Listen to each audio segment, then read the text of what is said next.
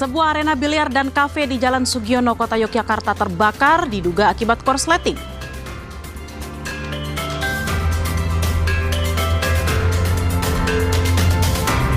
Jenazah pilot WNA yang tewas dalam pesawat yang ditembak KKB di Papua Pegunungan telah dievakuasi.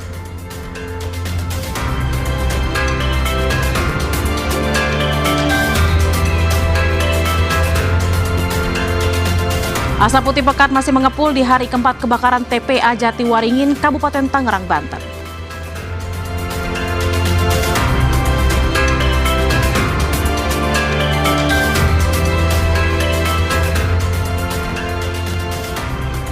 Halo, apa kabar saudara? Selain 3 berita utama tadi, sejumlah informasi terkini dari berbagai penjuru tanah air akan kami hadirkan untuk Anda selama 30 menit ke depan. Saya Tili Reabella. Anda menyaksikan Indonesia Update selengkapnya.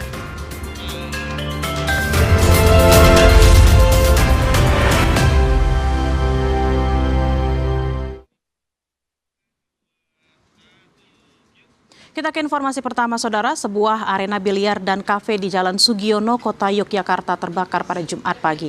Diduga kebakaran terjadi akibat korsleting.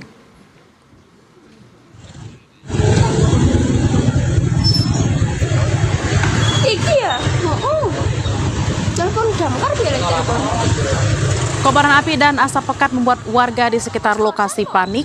Barang-barang perlengkapan biliar yang mudah terbakar membuat api cepat membesar. 9 mobil damkar Yogyakarta, Sleman, dan Bantul dikerahkan, saudara. Api berhasil dipadamkan dalam waktu 2 jam. Tidak ada korban jiwa maupun luka, namun kerugian diperkirakan mencapai ratusan juta rupiah. Penyebab kebakaran masih diselidiki polisi, namun diduga akibat korsleting. Kita belum tahu kalau asalnya, tapi kemungkinan dari korsleting listrik kemungkinan ini kita belum bisa memastikan. Kalau barang-barangnya tentunya peralatan itu yang banyak, meja kursi, kemudian peralatan untuk biliar dan sebagainya itu yang namanya terbakar. Penanganan ini kesulitan karena kebetulan materialnya ini material yang mudah terbakar. Sorotan lainnya, saudara, tumpukan ban bekas di area lapangan tembak di Kota Jambi terbakar. Api diduga berasal dari pembakaran sampah. Api dan asap tebal muncul dari tumpukan ban bekas di area lapangan tembak di kawasan Pal 5, Kecamatan Kota Baru, Kota Jambi. Kebakaran diduga dipicu api dari pembakaran sampah di sekitar lokasi dan menyambar tumpukan ban. Sulitnya akses menuju lokasi membuat petugas terpaksa memanjat dinding, saudara. Api berhasil dipadamkan dalam waktu 30 menit oleh 15 personel dan 4 mobil damkar. Tidak ada korban dalam peristiwa ini. Pada saat kita sampai ke lokasi, yang terbakar itu adalah ban karet, yang sehingga media kelas B yang terbakar. Pada saat kita melakukan investigasi juga awal dari saksi mata yang melihat, pada saat itu mereka sedang membakar sampah ataupun kayu-kayu yang berdekatan dengan ban-ban yang disusun untuk latihan menembak. Saudara, 11 orang tahanan di Polres Kolaka Utara kabur dengan menggergaji pengaman ventilasi. 2 orang berhasil ditangkap, 9 lainnya masih dalam pengejaran polisi.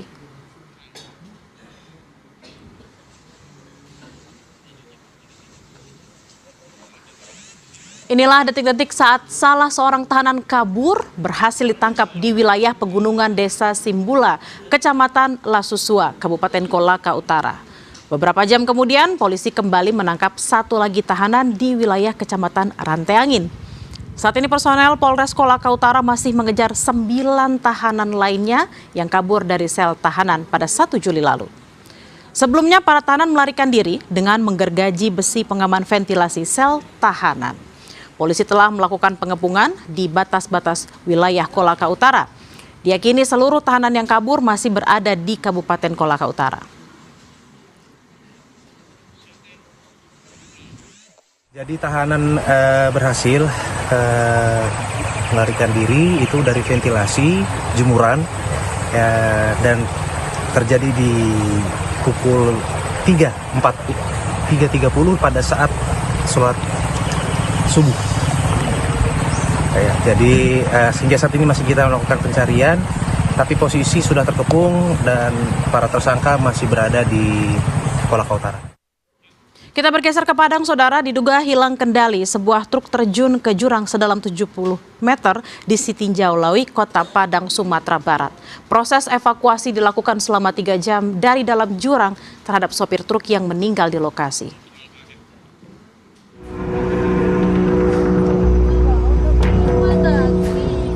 Dengan penuh kehati-hatian dan menggunakan alat lengkap berupa tali seling, tim SAR mengevakuasi sopir truk yang meninggal dunia di dasar jurang sedalam 70 meter di kawasan Panorama 1 Sitinjau Lawik, Kota Padang, Sumatera Barat. Meski sempat alami kesulitan mengevakuasi korban karena kemiringan jurang yang hampir 50 derajat. Usai 3 jam, tim SAR akhirnya berhasil mengevakuasi korban dalam kondisi meninggal dunia. Jenazah korban pun langsung dibawa ke Rumah Sakit Semen Padang. Dengan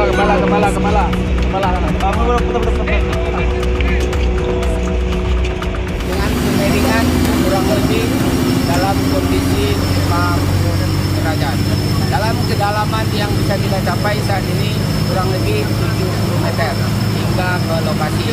Dengan kondisi yang kita lakukan, penilaian awal pada mobil yang mengalami kondisi trouble saat ini stabil dan melaksanakan evakuasi dengan kondisi korban saat ini MD.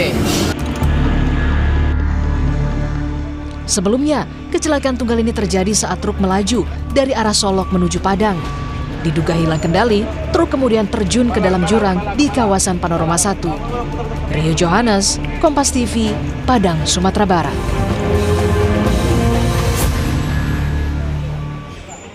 Yang masih jadi sorotan, saudara, jenazah pilot pesawat PT AMA Air PKRCY Nicholas Goselit berhasil dievakuasi pada Jumat pagi. Proses evakuasi dimulai dengan operasi khusus untuk menguasai dan mengamankan lapangan terbang. Evakuasi jenazah pilot melibatkan 10 personel Koops TNI HBMA dengan menggunakan 2 helikopter Karakal di tengah medan pegunungan yang sulit. Dari Wamena, jenazah diterbangkan menuju Timika untuk diserahkan kepada pihak maskapai AMA untuk selanjutnya dibawa ke Jayapura. Selain itu, saudara, personel Koops TNI HBMA juga menyisir dan mengejar pelaku penembakan serta pembakaran pesawat. Kami menggunakan alutsista dari TNI, yaitu pesawat helikopter, menggunakan personel terbaik kami untuk mengevakuasi jenazah, dan alhamdulillah, puji Tuhan, itu bisa dilaksanakan dengan aman,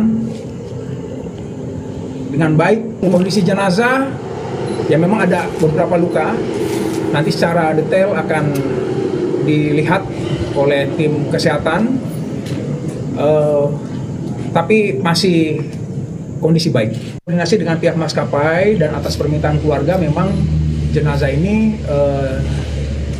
dibawa dalam keadaan utuh, tidak diberikan tindakan-tindakan lain agar bisa dilaksanakan visum atau otopsi di Jakarta. Sebelumnya, saudara, pesawat berpenumpang 7 orang dibakar kelompok kriminal bersenjata di Yahukimo, Papua Pegunungan. Kapendam 17 Cendrawasih menyebut pesawat dibakar kelompok KKB usai mendarat di lapangan terbang Kampung Balinggama, Kabupaten Yahukimo, Papua Pegunungan pada Kamis 2 Juli.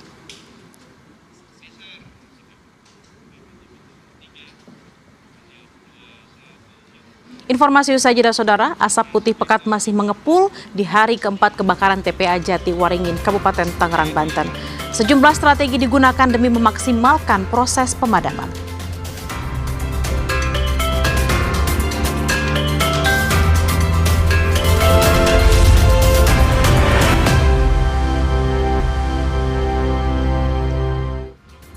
Saudara, asap putih pekat masih mengepul di hari keempat kebakaran TPA Jati Waringin, Kabupaten Tangerang, Banten. 2 helikopter waterbombing sudah beroperasi sejak Selasa sore, namun material sampah yang didominasi bahan mudah terbakar, serta angin kencang membuat petugas terkendala saat memadamkan api.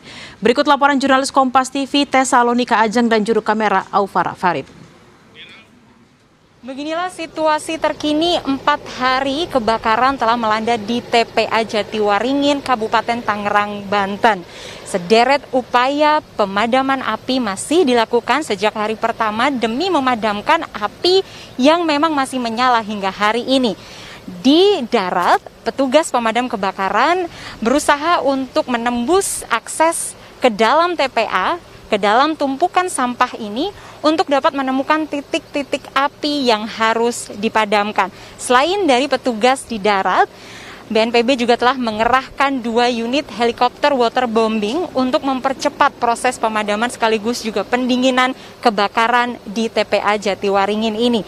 Yang terbaru, BNPB juga akan mengerahkan strategi baru pada hari ini, sore hari ini nanti akan dikerahkan bentuk injeksi air yang akan dimasukkan atau ditusuk ke dalam tumpukan sampah sehingga bisa memberikan pembasahan ke area yang lebih meluas lagi dan dapat mematikan api dengan sempurna. Dan seperti yang sudah kami tunjukkan tadi, saudara, memang sampai dengan hari keempat ini kepulan asap masih sangat pekat dan sangat mengganggu kesehatan. Maka dari itu kami beserta juga dengan sejumlah petugas yang ada di sini memang masih diharuskan dan diwajibkan untuk mengenakan masker karena memang asap pekat ini sangat mengganggu kesehatan. Terlebih juga bagi masyarakat yang terdampak di Kecamatan Mauk ini, semua diimbau untuk mengenakan masker dan juga menjauhi tempat lokasi dari kebakaran di TPA Jatiwaringin ini. Petugas juga tadi telah mengimbau bagi para warga untuk tidak mendatangi lokasi kejadian dan petugas dari kepolisian dan juga petugas gabungan telah bersiaga untuk mensterilkan area ini sehingga tidak ada warga yang mendekat dan nantinya terdampak oleh kesehatannya. Tesalonika Ajeng, Aufa Farid, Tangerang, Banten. Sejumlah strategi digunakan demi memaksimalkan proses pemadaman di TPA Jatiwaringin, termasuk pengerahan alat berat hingga metode injeksi air ke dalam tumpukan sampah. Tingginya tumpukan sampah dan kandungan gas metan di dalamnya, saudara, menjadi tantangan utama bagi petugas gabungan dalam memadamkan si jago merah. Kegiatan hari ini melanjutkan untuk memfokuskan maksimalkan pemadaman titik di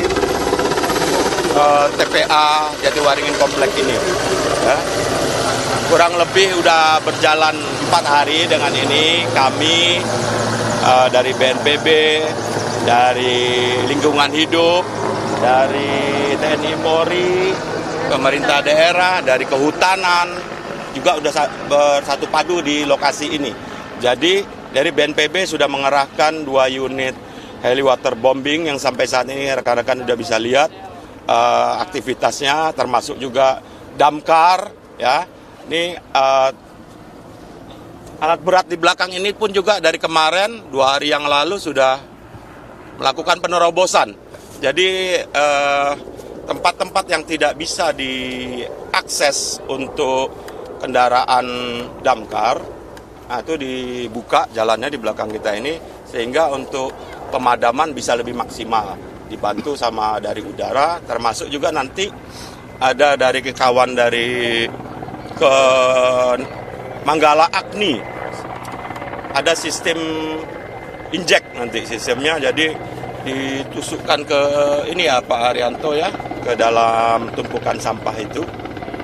Nanti baru dialirkan oleh air. Jadi udah ditinjau. Dari kemarin sebenarnya kawan-kawan ini sudah datang sore kemarin. Begitu ya kawan-kawan. Jadi kita ada di sini itu semuanya memfokuskan untuk maksimalkan pemadaman di sini, termasuk juga keselamatan warga yang berada di sini. Jadi terkait dengan adanya asap, kita tetap membantu. Kita beralih ke sorotan lain, saudara. Keluarga dan kuasa hukum mendiang Dr. Icha Pakenoni mendatangi Mapolda NTT. Keluarga melaporkan 3 anggota DPRD Timur Tengah Utara yang diduga melakukan intimidasi ke Dr. Icha. Ayah, ibu, dan adik mendiang Dr. Icha Pakenoni tiba di Mapolda Nusa Tenggara Timur didampingi kuasa hukum. Mereka melaporkan 3 anggota DPRD Timur Tengah Utara yang diduga melakukan intimidasi terhadap Dr. Icha. Selain kuasa hukum, keluarga juga didampingi Dinas Perlindungan Perempuan dan Anak serta pihak LPSK yang sudah hadir dahulu di Mapolda NTT.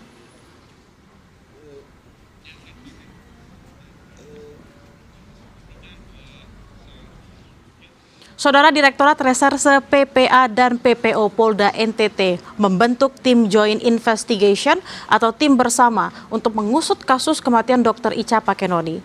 Di sisi lain, belum ada keterangan dari pihak Rumah Sakit Leona, tempat Dr. Icha bertugas.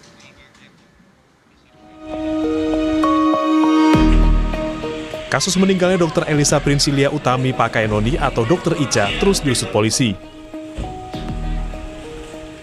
Tim gabungan dibentuk melibatkan penyidik dari Polres Timur Tengah Utara, Polres Kupang, dan Polda NTT agar proses penanganan perkara dapat berjalan secara menyeluruh. Tim membutuhkan laporan resmi dari keluarga Dr. Icha sebagai dasar bagi polisi untuk memulai penyelidikan dan mengumpulkan keterangan serta alat bukti yang diperlukan. Nantinya dari hasil laporan polisi itu kita akan terus secara intensif melakukan penyelidikan dan penyidikan. Karena untuk langkah awal dari Kabupaten Polres TTU ya sudah memeriksa saksi, itu juga di Polres Kupang sudah mengolah TKP lokasi kejadian perkara. Sementara itu, pihak Rumah Sakit Leona tempat Dr. Icha mengabdikan diri masih bungkam. Padahal Bupati Timur Tengah Utara telah meminta Rumah Sakit Leona untuk membantu proses hukum untuk mengungkap dugaan intimidasi terhadap Dr. Icha. Bupati Timur Tengah Utara berharap ada sikap yang disampaikan oleh Dirut RS Leona terhadap kasus ini. Sementara saya perintahkan Dinkes untuk tahan dulu sampai dengan masalah ini selesai. Pihak Leona harus memberikan konferensi pers terbuka kepada masyarakat dan kepada umum publik terkait masalah ini. Karena saat kejadian ternyata di Dirut RS Leona juga ada di situ. Meninggalnya Dr. Icha menjadi sorotan usai ia menangani pasien korban gigitan ular yang merupakan kerabat anggota DPRD. Sejak itu, Dr. Icha disebut menjadi pendiam dan tertutup. Hasil tes kejiwaan menyebut ia mengalami depresi berat. Tim Liputan Kompas TV. Informasi usai jeda, Saudara, harga daging dan telur ayam di pasar tradisional Karangampel, Kabupaten Indramayu, Jawa Barat mengalami penurunan dalam beberapa hari terakhir.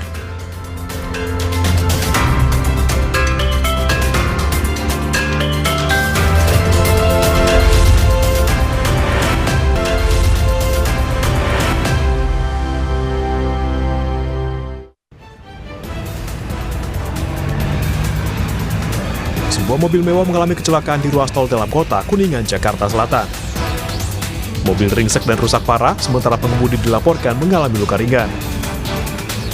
Menurut polisi, kecelakaan terjadi karena pandangan pengemudi terhalang asap tebal knalpot dari truk kontainer yang ada di depannya. Mobil pun menabrak truk tersebut. Sebuah mobil terjun ke selokan di depan SPBU di Jalan Pengayoman, Makassar, Sulawesi Selatan. Kejadian bermula saat mobil yang dikemudikan seorang perempuan melaju tak terkendali akibat salah menginjak pedal usai mengisi BBM. Pengemudi mobil selamat dan tidak mengalami luka serius, sementara mobil akhirnya dapat diangkat setelah ditarik mobil damkar. Akibat remblong, sebuah truk tangki BBM di Balikpapan Utara hilang kendali dan menabrak 3 pengendara motor dari arah berlawanan. Satu sepeda motor ringsek usai terseret sejauh 20 meter dan terjepit di kolong truk. Akibat kecelakaan ini, seorang pengendara motor meninggal dunia dan 1 pengendara lain terluka. Pengemudi truk telah dibawa ke Polresta Balikpapan. Saudara, sejumlah harga kebutuhan pokok turun, minyak kita masih menjadi barang langka yang berpengaruh pada naiknya harga minyak goreng lain. Di Pasar Peterongan, Semarang, Jawa Tengah, sejumlah harga bahan pokok turun, hanya minyak goreng yang harganya masih tinggi. Pasalnya minyak kita yang menjadi incaran masyarakat kini langka di pasaran, sehingga berpengaruh pada harga minyak goreng lainnya. Di sisi lain, Saudara, harga bumbu dapur seperti bawang putih, harga naik cukup signifikan dari awalnya Rp40.000 menjadi Rp46.000 per kilogram.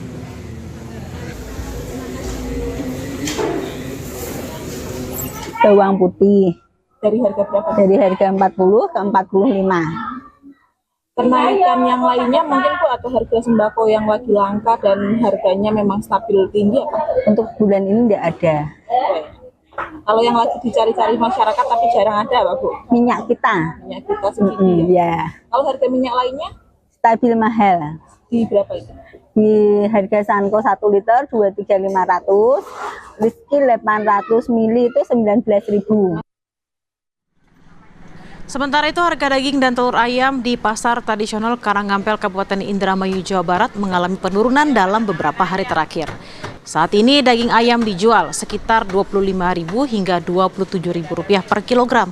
Sedangkan telur ayam berada di kisaran Rp24.000 per kilogram. Sebelumnya harga keduanya sempat menyentuh Rp30.000 hingga hampir Rp35.000 per kilogram, saudara. Pedagang menyebut turunnya harga membuat penjualan mulai meningkat meski keuntungan yang diperoleh menjadi lebih kecil.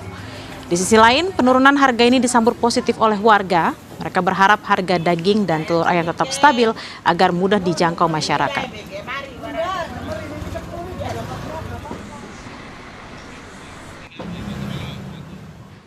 Lagi harganya gimana Bu? Lagi turun atau gimana? Ya turun tapi nggak ada pembelinya. Nggak ada orang. Dari harga berapa Bu? 27. Dari sebelumnya harganya berapa?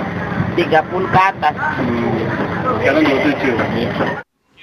Kami tutup Indonesia Update kali ini, saudara. Jangan lewatkan program Borgol setelah ini bersama Desi Fiftina. Saya Tili Reabella pamit. Sampai jumpa.